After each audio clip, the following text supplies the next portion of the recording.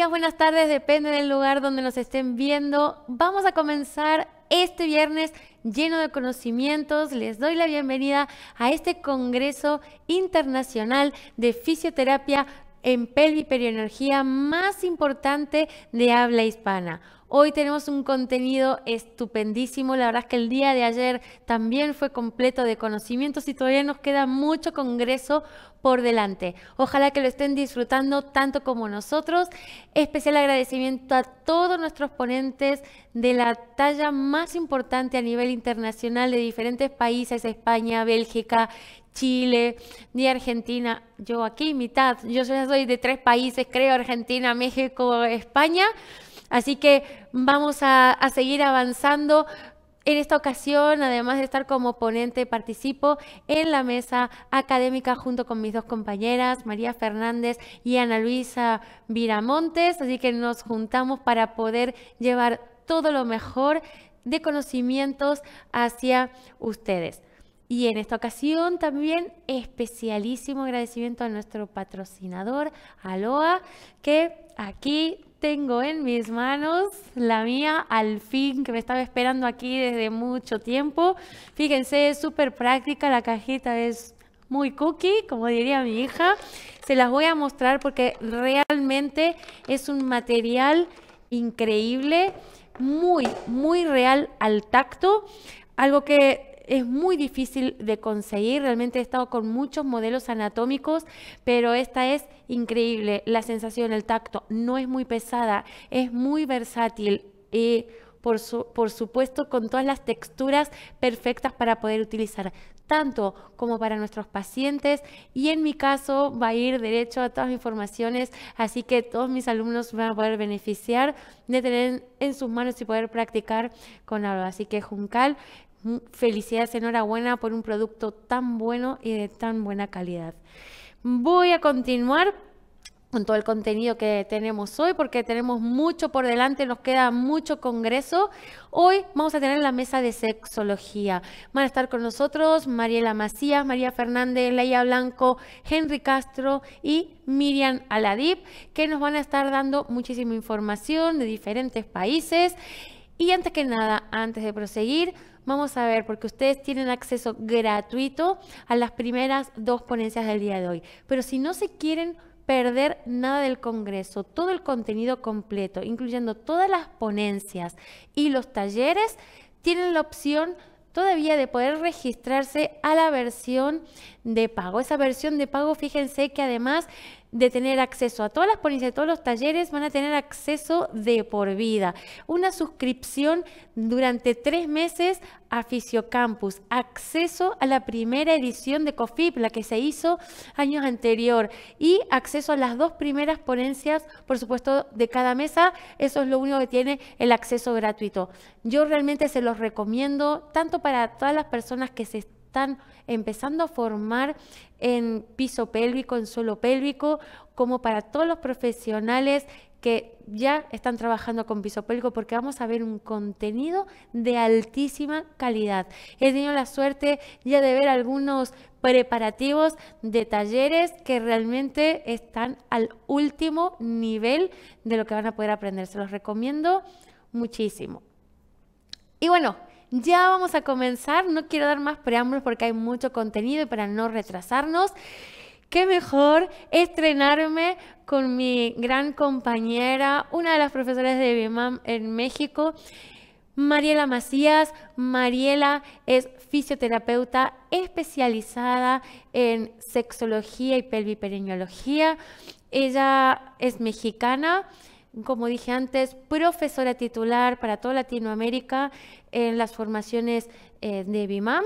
Así que, bueno, Mariela, con muchísimos años de experiencia, estoy deseosa de escucharte porque siempre también sigo aprendiendo de ti. Así que para mí es un orgullo presentarte hoy. Dio la casualidad que me toca presentarte a mí, pero bueno, aquí te vamos a escuchar. Mariela, adelante con tu ponencia. ¿Cómo están? Muy buenas tardes. Qué placer para mí es estar en este congreso. Me presento, soy Mariela Macías, fisioterapeuta pélvica mexicana, y es un placer para mí el día de hoy poder estar en este espacio. De verdad, muchísimas gracias por considerarme. Hay muchísimas personas en mi país que el día de hoy se están formando y están trabajando en el área de la fisioterapia pélvica, y tener este espacio para mí es un gran, gran honor. Así que les quiero agradecer muchísimo de antemano. Hoy quiero hablarles de un tema que también me apasiona muchísimo, que es la disfunción eréctil femenina. Y particularmente este tema, esta disfunción, este abordaje, me es sumamente interesante porque, como bien lo saben ustedes que también se dedican a esto, pues las pacientes casi nunca llegan a consulta por presentar una disfunción eréctil. Casi siempre viene relacionado con alguna otra disfunción urinaria, recuperación postparto, incluso dolor durante la penetración, pero nunca refieren la pérdida de líbido como una sintomatología, y lamentablemente la estadística nos muestra que hay muchísimas mujeres que el día de hoy lo están presentando, y que además lo preocupante es que no lo están asociando como un síntoma de que algo no está funcionando en su organismo como debería funcionar. Entonces, el día de hoy quiero pues compartirles un poquito de esa pasión acerca de este tema. Y bueno, lo particular es que cuando revisamos eh, algunos manuales o algunas clasificaciones acerca de las disfunciones sexuales, podemos en ocasiones tener este abordaje desde la parte masculina y desde la parte femenina. Y desde la parte masculina, sí existe el nombre de disfunción eréctil masculina. O sea, sí es una disfunción que ya tiene un topic muy específico. Y en cambio, nosotros tenemos por aquí el Manual Diagnóstico y Estadístico de los Trastornos Mentales del American Psychiatric Association. Y esta disfunción en particular entraría o en el trastorno del interés o de la excitación sexual femenina. Fíjense bien a lo que voy. No está descrito como disfunción eréctil femenina. Es un trastorno del interés, de la excitación, como del deseo de tener relaciones sexuales. Y de acuerdo a la Clasificación Internacional de Enfermedades para Estadísticas de Mortalidad y Morbilidad de la OMS, se podría llegar a clasificar de dos maneras: como deseo sexual hipoactivo o un trastorno de la excitación sexual femenina, que para mí son nombres como mucho más técnicos, pero la importancia radica en que nosotros hablamos de la disfunción eréctil e inmediatamente lo vamos a asociar a la parte de varones, de hombres cisgénero, por ejemplo. Sin embargo, no lo vamos a asociar directamente a que las mujeres puedan ser unas pacientes que tengan este tipo de diagnóstico. Así que bueno, es un dato curioso entre la bibliografía consultada que tenemos aquí presente. ¿Qué entonces o por qué el clítoris pierde la capacidad de erección? Hablaremos a continuación de la fisiopatología, pero quiero ahora compartirles un poquito de la anatomía clitoriana como un refresh para todos aquellos que a lo mejor no han trabajado con este tipo de disfunciones, o que hoy digan, ¿cómo? ¿Las pacientes mujeres también podrán tener disfunción? Pues sí, porque al final del día el clítoris es un órgano sexual que su función primordial es brindar placer. Está altamente inervado, es un órgano que puede entonces también responder a múltiples em, ay, se me fue el nombre ahorita, a múltiples estímulos, bien, ya sea de presión, ya sea de succión, ya sea de roce superficial, roce profundo incluso. Entonces tiene altos receptores o muchos receptores alrededor que responden con una reacción de una bomba hidráulica que va a permitir que estos cuerpos cavernosos y cuerpos esponjosos se llenen. Para esto necesitamos un torrente sanguíneo o una vascularización que sea bien profundida. Entonces llenan estos cuerpos cavernosos y esponjosos, que nosotros los vendríamos a observar prácticamente alrededor de los labios mayores y los labios menores. Y cuando este clítoris se llena Bien, que empezamos con esta recolección vascular, pues bueno, va a ser muy interesante porque va a desencadenar entonces que las glándulas de Bartolino comiencen a lubricar. ¿Esto qué quiere o en qué se va a traducir? En una respuesta física de la vulva para poder generar una especie de lubricante natural para que pueda llevarse a cabo la actividad sexual. Pero a su vez, cuando los cuerpos esponjosos se llenan, se erectan, van a formar una especie de como bolsa de aire, bien protectora, sobre todo para la uretra. Esto es muy importante porque en mujeres que tienen menopausia y sucede el síndrome genitourinario, en ocasiones la uretra pierde este sostén ligamentario y pareciera que entonces prolapsa. Va a ser muy importante que nosotros logremos o que estimulemos esta erección, no tanto como tal un estímulo directo en consultorio, pero que sí esté contemplado dentro de nuestros objetivos terapéuticos porque uno, ya va a perder esa localización, la uretra a nivel de la vulva, ya va a salir. Y si además tiene un clítoris que no logra de manera efectiva la erección, es muy probable que tengamos a pacientes con cistitis postcoital, que quiere decir que a través de la penetración tendremos un barrido bacterial que pueda llegar a interferir o que pueda llegar a infectar a la uretra y entonces nosotros vamos a tener en consulta pacientes que no van a querer tener relaciones sexuales porque es relación sexual igual a infección de vías urinarias después de haber tenido el acto sexual. Y esto, pues bueno, puede permear en toda la parte sexual y la dinámica, sobre todo de la pareja, que es algo que también queremos prevenir.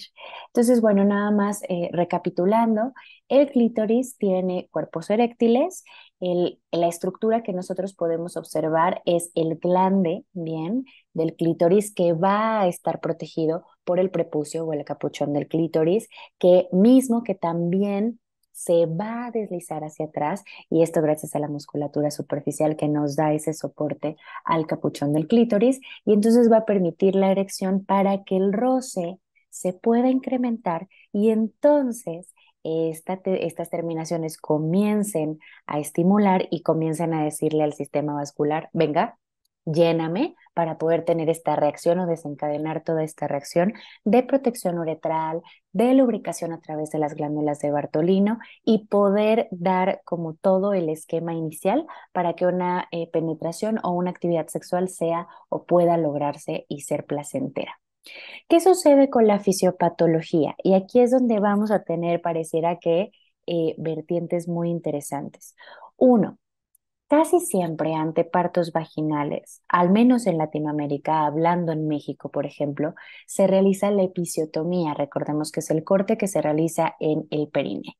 La episiotomía viene a ponernos en la torre a toda la estructura facial que vamos a tener de soporte, sobre todo uretral y rectal. Bien, pero además lleva en un corte también a la musculatura, sobre todo al bulbo cavernoso y en ocasiones al transverso superficial del perine, vitales para poder hacer esta tensigridad, para poder garantizar la vascularización y sobre todo la erección clitoriana. Esto casi siempre se traduce a una dispareunia posparto. eh, Retomar la vida sexual puede llegar a ser dolorosa, sobre todo después del embarazo y después de partos vaginales. Y también como otro pues, signo significativo es que tenemos sequedad vaginal. Y cuando se lleva a cabo el acto sin lubricación, entonces podemos tener incluso rupturas en el introito vaginal, en la entrada del introito vaginal, y esto pues claro que se va a traducir en dolor. Pero también tenemos este otro cuadro, que es el síndrome de hipotonía vaginal. Y tenemos como uno de los grandes factores de riesgo el parto vaginal, pero yo tengo la teoría y les digo a mis pacientes cuando a veces dicen, no, yo mejor quiero cesárea porque no quiero dejar pues ahí todo abierto, ¿no? Y les digo, bueno, es que si tú estás todo abierto es porque pues no has hecho fisioterapia postparto, ¿bien? Entonces, tenemos este síndrome de hipotonía vaginal, sobre todo en pacientes que no tenían este acceso a la fisioterapia posparto, mucho menos a la fisioterapia obstétrica, y que además pueden entonces estar presentando ya o se puede exacerbar la presencia de estos síntomas cuando entra la menopausia. Sabemos que el síndrome genitourinario es todos los cambios físicos que podemos llegar a tener una vez que se instaura la menopausia, cuando tenemos este déficit estrogénico y entonces nuestra vulva cambia, pierde tejido graso, pierde esta capacidad de autolubricarse, bien, y además puede haber un hipotono en la pared vaginal. ¿Por qué es muy importante? Porque está asociado con la disfunción eréctil, pues porque al haber esta falta de tensibilidad en el tejido, no hay quien ayude a la recolección de la sangre para que se logre la erección. En el caso, por ejemplo, de los hombres, es como si esta musculatura no permitiera generar una erección y hubiera flacidez en la erección, claro. En el caso de anatomía con pene, pues es mucho más visible, pero acá va, porque no es tan visible en el cuerpo de personas con vulva, pues vamos a presentar esta correlación sobre todo con el hipotono. Y bueno, estamos también teniendo síndrome del nervio pudendo. Sabemos que el nervio pudendo es uno de los encargados de la sensibilidad y además de esta activación contráctil de la musculatura del suelo pélvico. Y bueno, habrá que ver también la propia fisiopatología del síndrome del nervio pudendo, pero tenemos sobre todo disfunciones eréctiles asociadas a enfermedades crónico-degenerativas. Esto les digo que les puse aquí el síndrome de vejiga neurogénica, pero no tanto porque esté asociado, sino porque en ocasiones la disfunción eréctil viene acompañada del déficit nervioso o del impacto que tiene a nivel nervioso la fisiopatología de la propia enfermedad crónico-degenerativa que esté presentando el paciente. Hablemos de una diabetes mellitus, que si no está controlada, que si el paciente además no realiza ejercicio, pues sabemos que el tejido nervioso tiende a sufrir. Y a pesar de que yo esté trabajando con la estructura clitoriana, si no regulo o si no atiendo la diabetes mellitus, pues difícilmente vamos a poder garantizar que la disfunción eréctil femenina se pueda entonces resolver. Importante hacerle saber que, por ejemplo, a diferencia de la anorgasmia, a diferencia de la dispareunia en una primera ocasión o vitalicia, como alguna bibliografía también lo menciona, esta es una disfunción que es completamente adquirida.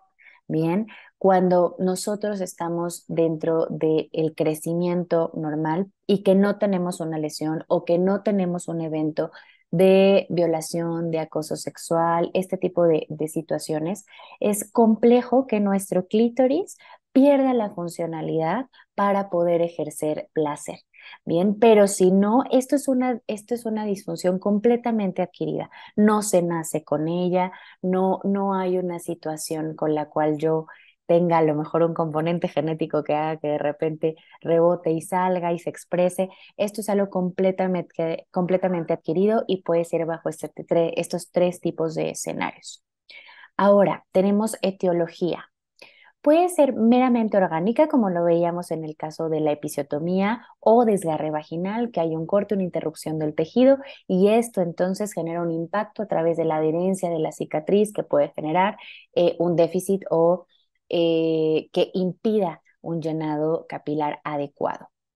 Pero también puede venir asociado con cuestiones hormonales, circunstancias de tiroides o, por ejemplo, este reajuste hormonal que tenemos en el posparto y que entonces hace que la prolactina compita un poco con el estrógeno y haga que entonces nuestra lubricación no sea tan efectiva como en otro momento en cuestión hormonal. Puede ser psicógena también alguna circunstancia psicológica, psiquiátrica, pacientes que tienen medicamentos como antidepresivos, ansiolíticos. Hemos visto que una de las principales, pues ahora sí que efectos secundarios que estamos presentando es un déficit en el líbido o un decrecimiento, mejor dicho, en el líbido. Entonces, bueno, también tendremos que platicar con la paciente cómo está ese entorno o cómo está esa área en específico. También puede ser idiopática, ¿no? Que diga, bueno, en algún momento yo tenía una sexualidad muy placentera, estaba yo muy satisfecha y de pronto empecé a presentar una pérdida de libido, ¿bien? Sequedad vaginal. Pueda suceder, pero también tenemos un estrato o algo que particularmente puede llegarnos a afectar mucho y es la parte sociocultural y yo agregaría religiosa, ¿no? Esta educación carente que tenemos, digo, de ese lado del viejo continente, quizá espero que haya mucha más apertura. Pareciera que también tenemos todavía estos tabús. En Latinoamérica está muy permeada esta falta de educación sexual. Nos cuesta mucho todavía platicar e incluso a veces entre colegas o en la exploración o en el llenado de la historia clínica, no ahondamos lo suficiente en la parte de la sexualidad porque es un tema que suele incomodarnos, que no nos sentimos como con el derecho de preguntar, pero bueno, al final lo importante, no nada más para poder llegar siquiera a la prevención, es difundir, darles las herramientas a las pacientes para que sepan que tienen y para que además sepan que no es normal que no disfruten tener relaciones sexuales, que no es, sobre todo si ya había esta satisfacción sexual y que de un día a otro, pues bajo ciertos eventos, bien, ya no lo están disfrutando. Esto es súper importante porque pareciera que lo dan por hecho, sobre todo con el paso de los años. Estoy hablando de mujeres entre la década de los 40, 50, 60, llegan a pensar que pues el líbido, que parte de la razón que se vaya el líbido, ¿no? Es porque están envejeciendo. Y a mí me gusta decirles, a ver, espérenme, o sea, a ver, ¿en qué momento de la historia nos quitan el clítoris? Se me quedan viendo con cara de, ¿cómo? Pues no, el clítoris no se quita.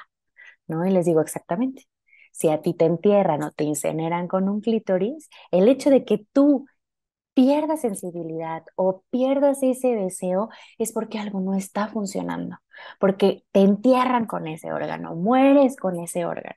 Esto querría decir que nosotros tendremos que tener la capacidad de sentir placer por toda nuestra vida terrena, ¿bien? Y esta disfunción suele ser multifactorial. Es muy raro que sea solo de un estrato, casi siempre viene acompañado con un cuadro muy interesante. Y esto es algo importante de recalcar porque a las pacientes hay que estarlas guiando, hay que estarlas teniendo, más bien hay que estar teniendo el tacto necesario y muy amoroso, muy humano para poder no nada más diagnosticar, sino también informarles que pues este cuadro se puede cambiar y que podemos trabajar en ello. ¿Qué vemos como parte de la sintomatología? Pues la más importante o la más frecuente es pérdida de libido. Y aquí es importante porque a veces me dicen, bueno, y si a lo mejor el modelo es el que ya no me prende, ¿no? Esta parte de la relación en pareja. Pero bueno, también es importante entonces preguntar aquí si hay libido a la masturbación. Si estamos viendo permeado esto es porque entonces, pues probablemente haya una disfunción en el llenado capilar de este clítoris. Casi viene junto con pegado la sequedad vaginal, es altamente frecuente en la disfunción eréctil femenina. Tenemos también la dispareunia superficial. Esto puede ser a la penetración con el órgano sexual masculino o con juguetes sexuales o también con tampones o con copa menstrual. Entonces hay que preguntar también cómo se correlaciona con el periodo menstrual.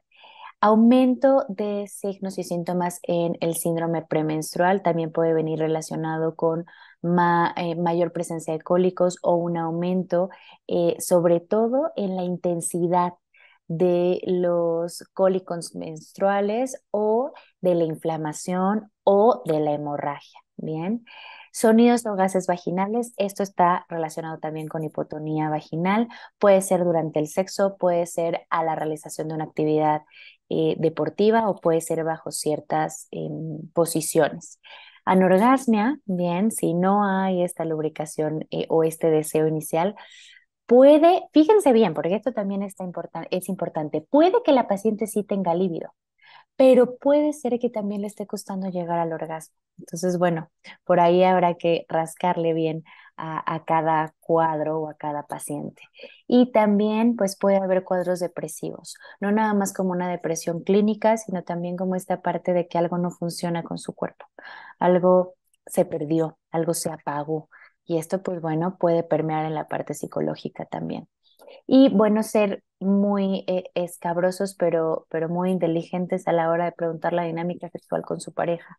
¿Por qué? Porque pueden haber construido su sexualidad. En el caso, por ejemplo, en México sucede mucho que en algunas ocasiones las mujeres se casan con su primer pareja sexual o que incluso llegan a tener relaciones sexuales con su esposo, ni siquiera en el noviazgo, sino una vez que se ha consumado el matrimonio. Y esto nos habla de, pues a lo mejor, en el mejor de los casos tuvieron una gran pareja y tuvieron una gran construcción de su sexualidad, pero puede ser que no, puede ser que la construcción de su sexualidad pues fue un poco cerrada, fue un poco complicada desde el inicio de su sexualidad. Entonces es por esto que hay que ahondar o preguntar. Y vamos a lo que nos gusta, ¿no? El tratamiento. Hay múltiples herramientas. Para mí una de las más importantes sigue siendo la terapia manual porque hay que revisar la musculatura superficial, hay que revisar también la musculatura profunda, esta que le brinda sostén, sobre todo porque sabemos que si hay una interrupción o si hay un punto gatillo motor, la vascularización se va a ver afectada.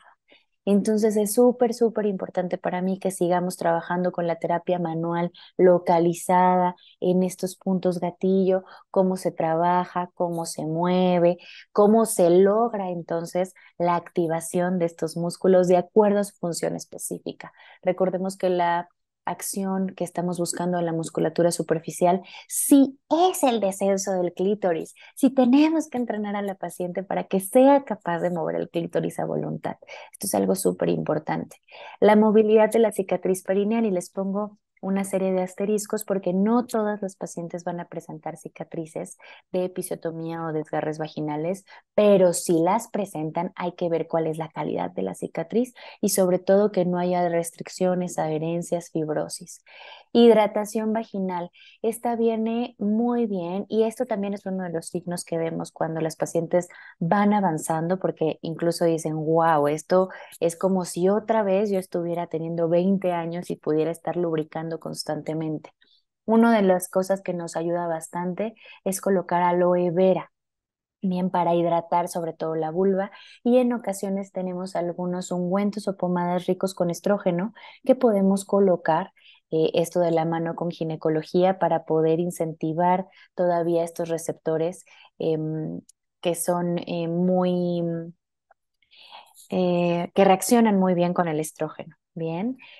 Pelvic Floor Muscle Training sigue siendo nuestra herramienta número uno, que la paciente tenga la capacidad de contraer. Además va a permear en la hipotonía del suelo pélvico, vamos a construir esas fibras musculares, vamos a volver a sentir esas cúpulas en el diafragma y eso nos va a ayudar para que la paciente tenga una vulva o una vagina, mejor dicho, más cerrada, más estrecha, pero además que estas contracciones puedan perfundir a los cuerpos clitorianos y podamos lograr esa erección. La tecarterapia viene a ser una herramienta muy, muy complementaria e incluso incentiva porque estamos ahí trabajando con las fibras de colágeno y al mismo tiempo al aumentar el metabolismo, pues esto tiene o afecta o va a darle al target directo de la vascularización. Tenemos el biofeedback, también es una herramienta que nos ayuda sobre todo para retroalimentar la contracción, pero sobre todo que también le da mucha propiocepción a las pacientes. Y tenemos Aquí un tema un poquito reciente porque hay algunas bibliografías actuales que nos muestran que los succionadores de clítoris, por ejemplo, podrían estar afectando a la sensibilidad con el uso prolongado o excesivo. Y también tenemos del otro lado esta otra comunidad científica que dice, no, para nada. Todavía siento que estamos en un escenario muy joven. Veremos al pasar de los años, pero si yo no estoy logrando una erección, pues está muy interesante el mecanismo de succión que tienen estos juguetes porque nos ayudan a la recolección de sangre a través de la succión.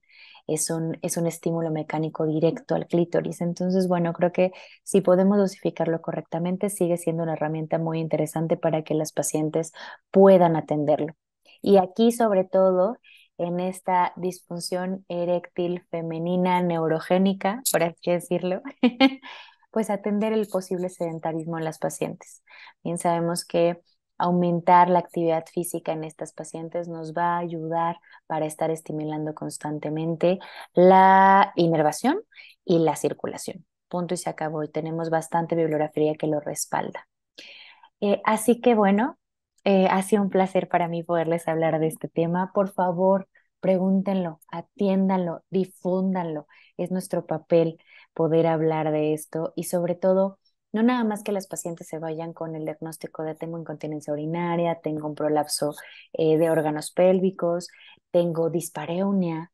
Eh, es súper satisfactorio poder ver en su cara cuando uno les dice, tienes algo que se llama disfunción eréctil femenina. Y para ellas entonces machan muchísimas cosas y dicen, a ver, ¿cómo? Entonces, el hecho de que a mí ya no se me antoje tener relaciones, el hecho de que ya no tenga lubricación vaginal, es por algo, o sea, algo no funciona en mis órganos sexuales femeninos y que además puedo tener herramientas que me ayudan a resolverlo y recuperar esta vida sexual, si no en pareja, aunque sea de manera autónoma, porque sabemos que la sexualidad y el placer sobre todo, es a lo mejor uno de los privilegios terrenales que podemos tener en estos cuerpos, pero que desde la parte de la fisioterapia creo que todavía nos falta mucha difusión, nos falta darle mucha luz y nos falta darles estos diagnósticos a las pacientes, que no solamente lo estemos diagnosticando en la consulta, sino que también les digamos a las pacientes que están presentando y que sepan que esto se puede tratar y que se puede curar. Muchísimas gracias. Cualquier duda vamos a estarla resolviendo alrededor de este gran congreso online internacional de fisioterapia en pelviperineología. Gracias una vez más por considerarme. Gracias por estar aquí y espero que sea uno de muchos. Muchas gracias por estar, por escuchar y por compartir. Cuídense mucho. Bueno, muchas gracias Mariela, tu plática estupenda como siempre. Y ahora quiero presentar a la siguiente ponencia de hoy, nada más y nada menos que mi compañera María Fernández. María es fisioterapeuta, máster de suelo pélvico por la Universidad de Málaga, máster en sexología clínica por la Universidad de Valencia, colaboradora de Fisio Online, Fisio Campus. He compartido mucho con ella. Además, estamos en la mesa académica de este súper congreso. Así que estoy esperando también escucharte a ti, María. Hoy nos vas a hablar sobre la dificultad o imposibilidad de llegar al éxtasis. Así que adelante, la plática y la ponencia todas tuyas. Hola a todos, muchas gracias a todos los que estáis ahí, muchas gracias a Karina por presentarme y bueno, agradeceros a todos los que nos estáis viendo tanto en directo como en diferido. Espero que estéis disfrutando muchísimo del congreso, sé que tenemos hoy un día muy completito y muy chulo, así que nada, disfrutadlo. Hoy estoy con vosotros pues para hacer una ponencia en la que vamos a hablar de la dificultad para alcanzar el éxtasis, vamos a enmarcar la entidad clínica de la anorgasmia. Así que comenzamos. Vamos a empezar, como decíamos, enmarcando qué es esto de la anorgasmia. Lo primero que quiero deciros es hacer una introducción acerca de los estudios recientes que se han publicado acerca del orgasmo. En el primer estudio tenemos que en la disfunción sexual femenina lo que nos dicen los artículos es que en general se calcula en un porcentaje muy muy alto, hablando de un 43%, mientras que cuando hablamos de disfunción sexual masculina hablamos de en torno a un 31%. Esto significa que tenemos una prevalencia muy alta y que está desatendida por los sistemas de salud, por los sistemas sanitarios, cuando nos referimos a estas disfunciones sexuales a nivel femenino. Y en este mismo estudio nos habla también de que tenemos en torno a un 25,72% de las mujeres que presentan disfunciones o problemas relacionados con el orgasmo. Por otro lado, tenemos otro que es un poquito más reciente, en el que se analizan 31.508 mujeres mayores de 18 años y se encuentra que en torno a un 21% de estas mujeres tienen problemas también relacionados con el orgasmo. Por lo que vemos, es una prevalencia muy alta, por tanto, tenemos que tener varias herramientas y muchas estrategias para poder abordar y para poder acompañar esta disfunción. Continuamos hablando un poco de qué nos dice estos artículos, de qué nos dice la evidencia. La frecuencia del orgasmo es un tema en el que no hay bastante acuerdo, hay bastante desacuerdo realmente, puesto que los estudios lo que nos muestran son pues, porcentajes en los que la mujer habitualmente tiene orgasmos. Y este porcentaje varía muchísimo según estudios, de entre el 17 hasta el 41%. Además, sabemos que, referido a estos estudios, también sabemos que la posibilidad de que las mujeres realmente estén fingiendo orgasmos pues, es muy alta. Y ya sabemos que, según lo que nos dicen los estudios, que puede variar de entre un 20 hasta un 90%. Entonces, el fingimiento del orgasmo se está convirtiendo en un subtema en el que se le está focalizando muchísimo el tema de los artículos y el tema de realizar estudios, y ahora pues, se está focalizando sobre todo pues, en los mitos que hay alrededor del orgasmo.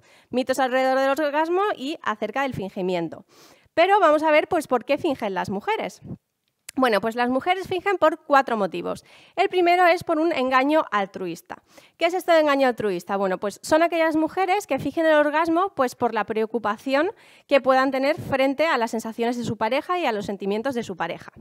Por otro lado, la segunda causa, pues por miedo o por inseguridad. Las mujeres que fingen el orgasmo por este motivo normalmente tienden a evitar las emociones negativas que se puedan dar pues, relacionadas con la relación sexual y con la falta de ese orgasmo.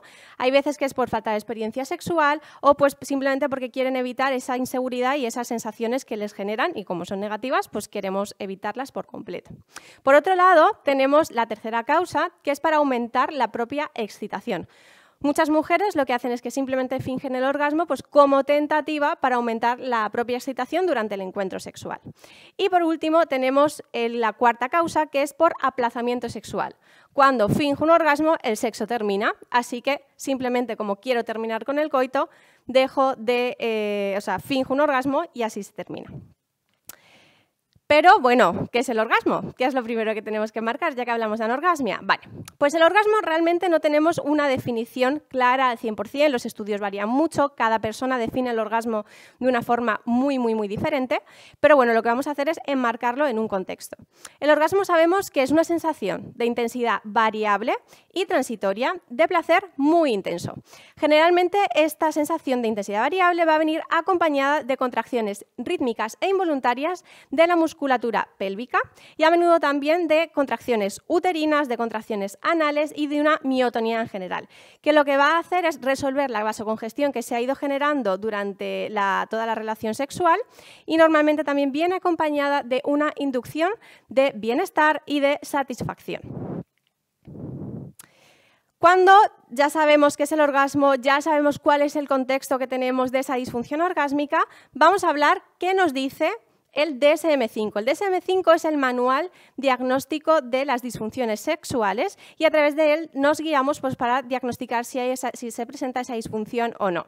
Entonces, para hablar de disfunción orgásmica, ¿qué nos dice el DSM-5 que tiene que suceder? Bueno, pues lo primero es que es un desorden del orgasmo femenino que cursa con un retardo marcado, con una infrecuencia marcada o con una ausencia del orgasmo. También puede ser una reducción marcada de las sensaciones orgásmicas que causa malestar significativo en la mujer que lo padece. Tiene que haberse producido durante al menos 6 meses y como mínimo, y luego tiene que aparecer también en torno al 75 y entre el 100% de los encuentros sexuales que tiene esta mujer. Entonces, ¿qué es la anorgasmia? ¿O qué es esa disfunción orgásmica femenina? Bueno, pues es una sensación marcadamente disminuida de la intensidad de la sensación orgásmica o marcadamente retardada a pesar de que haya una estimulación adecuada. Esto es súper importante. Tiene que existir una estimulación adecuada también para considerarlo una disfunción. Estas sensaciones tienen que generar distrés o preocupación a la mujer que realmente lo padece. Es un trastorno, lo que decimos, solo y únicamente si causa un malestar significativo en la mujer, si no, no lo es. Puede tener componente hereditario, pero también se está relacionando últimamente con componentes genéticos, sobre todo y muchísimo a nivel componentes psicoafectivos y socialeducativos. De esto vamos a hablar un poquito más adelante. Como decíamos, tiene que tener una evolución mínima de 6 meses y afecta normalmente a la frecuencia, a la dificultad y a la satisfacción. Tenemos diferentes tipos de anorgasmia. Vamos a clasificarlo por tipos. Tenemos la anorgasmia primaria y la anorgasmia secundaria. Y dentro de la secundaria tenemos situacional y generalizada. Hablamos de anorgasmia primaria cuando nos referimos a esa mujer que, desde que tiene el primer encuentro sexual, presenta esta disfunción orgásmica. La secundaria es aquella que se produce a partir de un momento concreto en mi vida, pero previamente sí que podía alcanzar el orgasmo. Y cuando hablamos de situacional, es que simplemente se produce esa anorgasmia en un momento o en una situación concreta, y generalizada es a partir de ese evento o X, que ahora hablaremos, pues siempre que tengo relaciones sexuales aparece la anorgasmia. Es muy importante recalcar que la ausencia del orgasmo mediante la única estimulación del coito o de la penetración no se consideraría una disfunción. Seguimos, esto también lo he extraído de un estudio para que veáis un poquito qué es lo que nos dicen los artículos acerca de esta clasificación. Cuando hablamos de anorgasmia primaria, tenemos que tener en cuenta que lo normal, lo más común, es que venga dado por exposiciones o traumas en la niñez, y este abordaje se realizaría principalmente desde la psicoterapia, aunque muchas veces tenemos papel acompañante, pero casi todo será desde la psicoterapia. Por otro lado, si hay una afección médica, pues tendremos que abordar la condición médica que se presenta a nivel subyacente, y luego también tenemos causas a nivel primario que puede ser una causa idiopática. Y aquí tenemos un proceso pues, un poquito más complejo en el que el abordaje pues, va a ser más difícil y normalmente tenemos que trabajar en un equipo interdisciplinar. Por otro lado, como hablábamos de esa anorgasmia secundaria, ¿por qué se suele producir? Bueno, pues por cambios psicosociales, también por algún factor estresor que se pueda estar produciendo en nuestra vida en ese momento, por medicación o por también alguna nueva afección médica. ¿Qué nos dice también este estudio, que es muy importante? Pues que normalmente la anorgasmia primaria tiende a aparecer en mujeres jóvenes que tienen una menor experiencia sexual. Y también nos dice el estudio que la anorgasmia adquirida que la anorgasmia adquirida es fundamental determinar el contexto del cambio para poder conseguir realizar el tratamiento y el abordaje indicado para esa persona. ¿Qué tenemos que tener en cuenta de cara a abordar y a acompañar esta disfunción? Pues lo primero y más importante es que la satisfacción o el grado de estrés que generen el evento, que genere el tener esa relación sexual y que no se presente el orgasmo, es clave para juzgar el comportamiento clínico de esta mujer.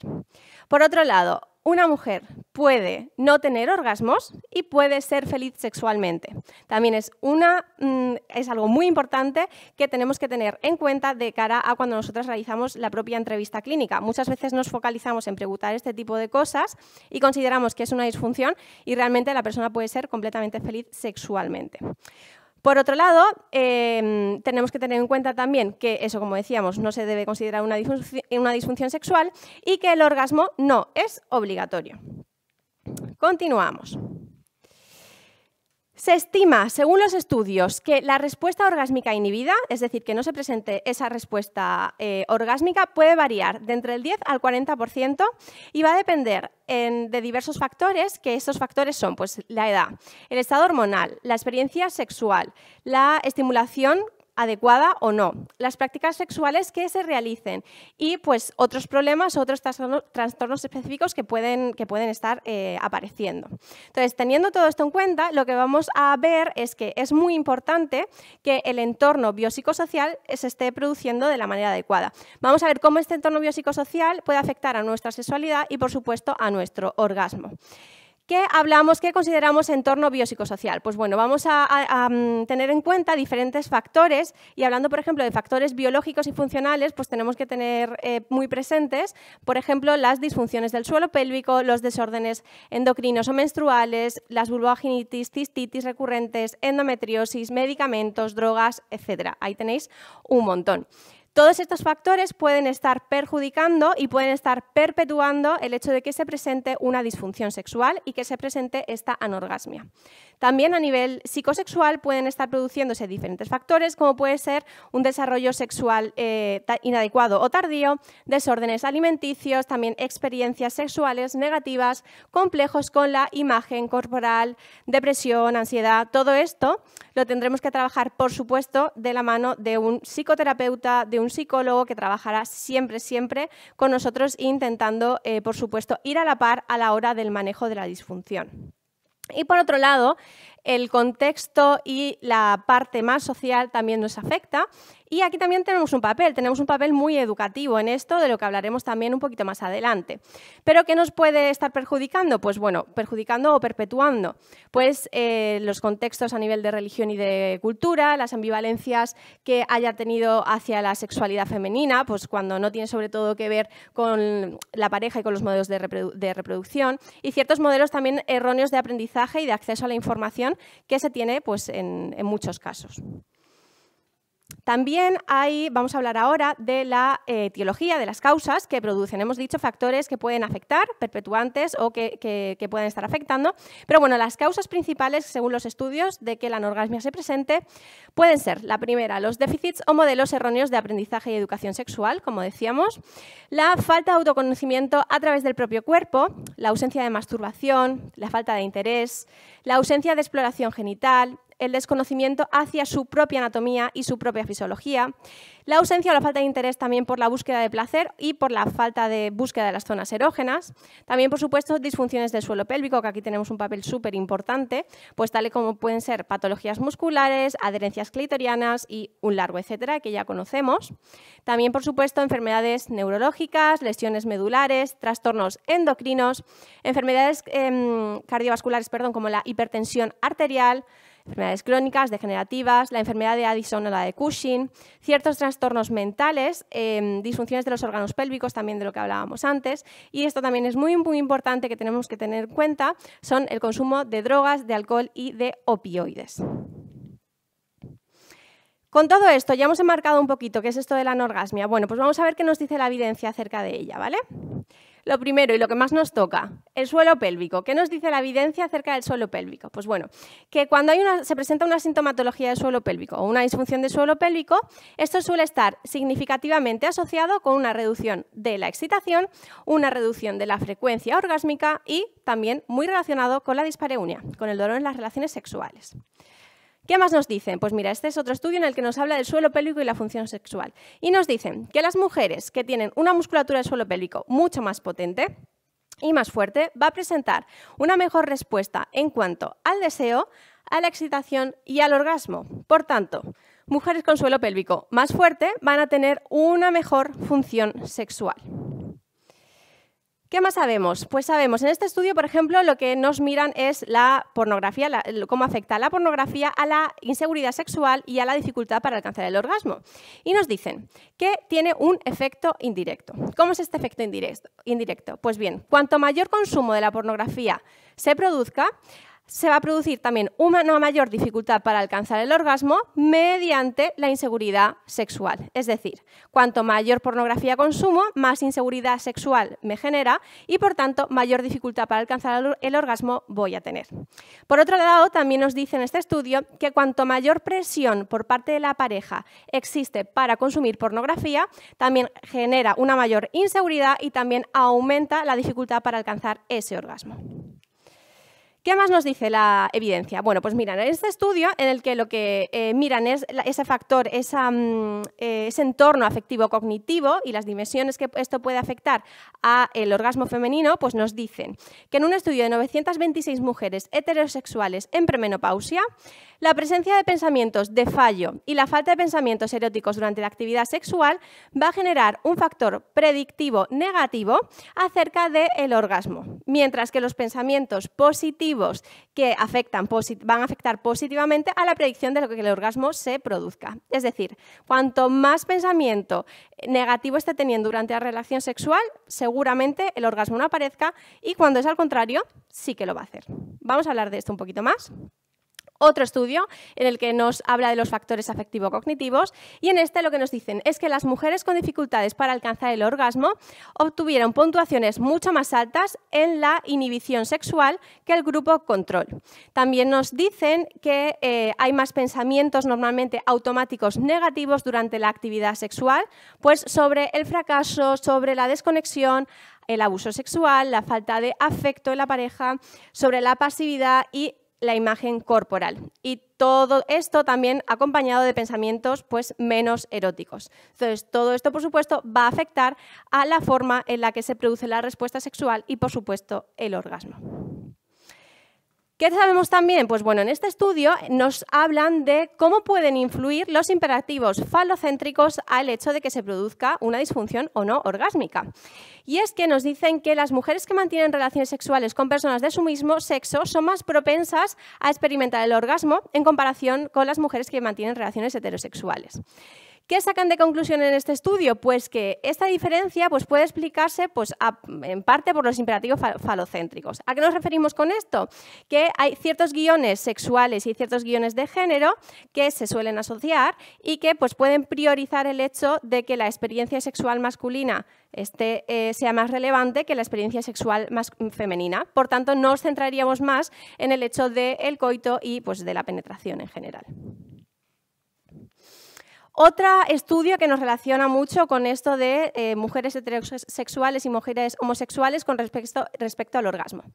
¿Qué nos dice este estudio? Pues bueno, aquí también meten hombres gays en el estudio, pero nosotros vamos a hablar solamente de extraído las conclusiones de las mujeres, y lo que nos dice es que las mujeres lesbianas presentan un 86% de frecuencia orgásmica, las mujeres bisexuales el 66% y las mujeres heterosexuales el 65%. ¿Qué nos dice también este estudio?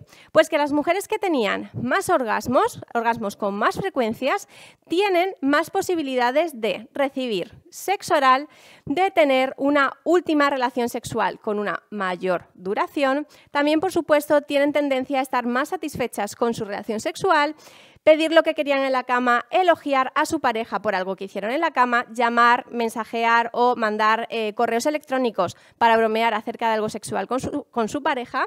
También usar lencería sexy, probar nuevas posiciones sexuales, realizar estimulación anal. En fin, realizar diferentes tipos de estímulos que os invito a que leáis porque pueden ayudarnos también al acompañamiento que realizamos con las mujeres para que sepan qué estrategias, por supuesto, suman a la hora de alcanzar ese orgasmo. Por último, este estudio nos decía también que las mujeres tienen más probabilidades de tener un orgasmo si su último encuentro sexual incluía besos profundos, estimulación genital manual y o sexo oral, además del coito vaginal. También esto es muy importante. Como os decía, la educación sexual tiene un papel muy relevante en esta disfunción. En este estudio nos habla de qué efecto tiene la masturbación, me encanta además este estudio, porque se realiza en mujeres adultas de entre 50 y 83 años. Y lo que nos dice, pues eso, el efecto que tiene la masturbación en el orgasmo femenino. Y nos dicen que aquellas mujeres que empezaron a practicar la masturbación antes y cuya frecuencia actual era mayor, pues tienen muchísima más facilidad orgásmica en las relaciones sexuales. Esto, pues normalmente lo que puedes hacer es explicar que la masturbación puede aumentar el autoconocimiento y las experiencias íntimas pues, positivas. A medida de que la mujer practica la masturbación, lo que va a suceder es que su facilidad orgásmica va a ser mayor y, por supuesto, su respuesta sexual también va a ser muchísimo mejor. Otro estudio, este es muy interesante también desde nuestra parte, ya estamos terminando. En este lo que nos habla es de la sensibilidad que se produce a nivel genital y su relación que se puede tener con el orgasmo. Bueno, pues ¿qué nos dice este estudio? Lo primero es que se sugiere que el clítoris puede ser la parte más relevante a nivel de la evaluación cuando hablamos de una anorgasmia y no tanto el tercio, la cara anterior de la vagina. Las mujeres con anorgasmia, además, mostraron una menor sensación en el clítoris y requirieron estímulos vibratorios locales pues mucho más intensos. Por tanto, estas mujeres que tienen la anorgasmia lo que presentan es hiposensibilidad a nivel del clítoris.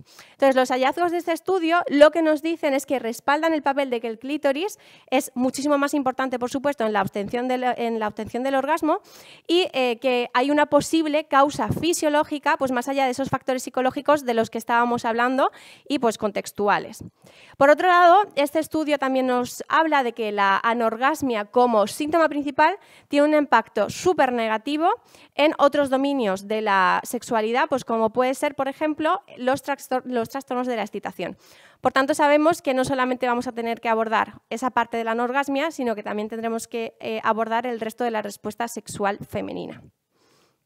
Relacionado con esto, ya habíamos hablado de esa parte conductual, pero bueno, voy a poneros qué es lo que nos dicen los estudios de cómo debemos abordar las disfunciones orgásmicas femeninas. Pues bien, el tratamiento predominantemente será cognitivo-conductual, con la educación pues, como un componente clave, y esto será pues, cuando estemos hablando de otras de las patologías más enfocadas a esto, ¿no? De lo que hablábamos al principio. La segunda parte que os voy a explicar ahora será quizá las herramientas que nosotros más utilizaremos. Pues bueno, a nivel cognitivo-conductual, ¿qué tenemos que tener en cuenta? Pues identificar los factores contribuyentes o exacerbantes de la patología.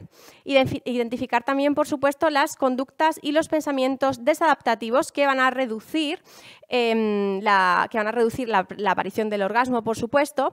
También van a tener normalmente expectativas poco razonables estas pacientes, pueden tener también ciertas conductas que van a reducir el interés y la confianza en la relación. También, por supuesto, tendremos que valorar si hay estímulos suficientes o insuficientes de cara a esa relación sexual.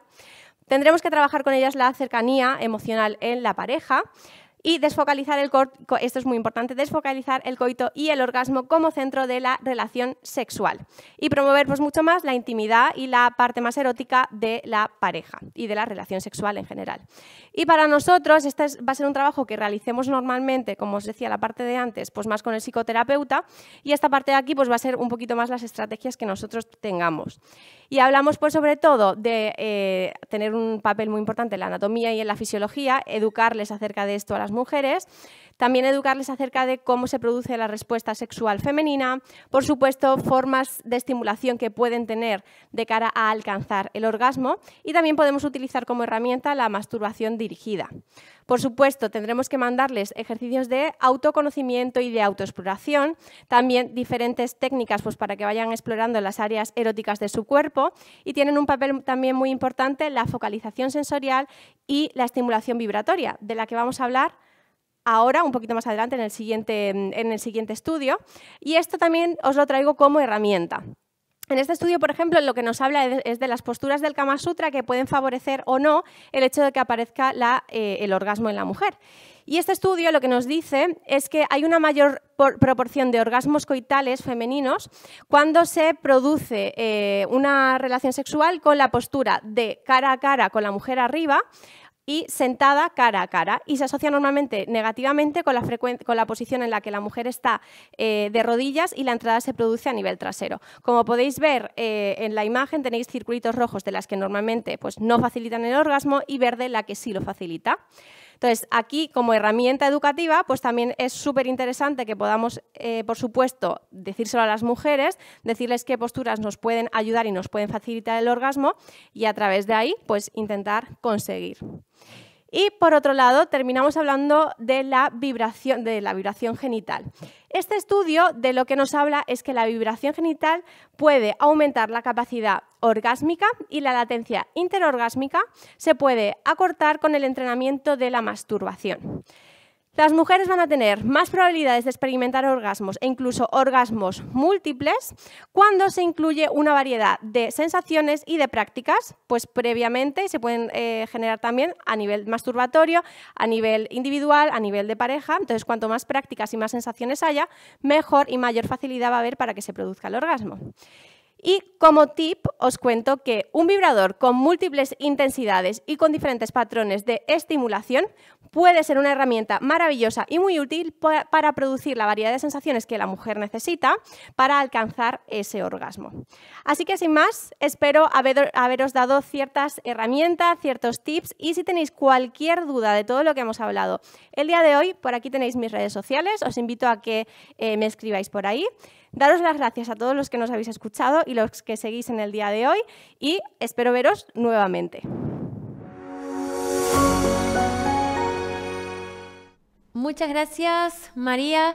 Hasta aquí les aviso a todos los que están siguiéndonos por el canal de YouTube, son el acceso gratuito. Si quieren seguir continuando con este congreso y el acceso a todo lo que nos queda hoy durante los demás días, todavía pueden apuntarse para tener acceso ilimitado de por vida a todo este super congreso.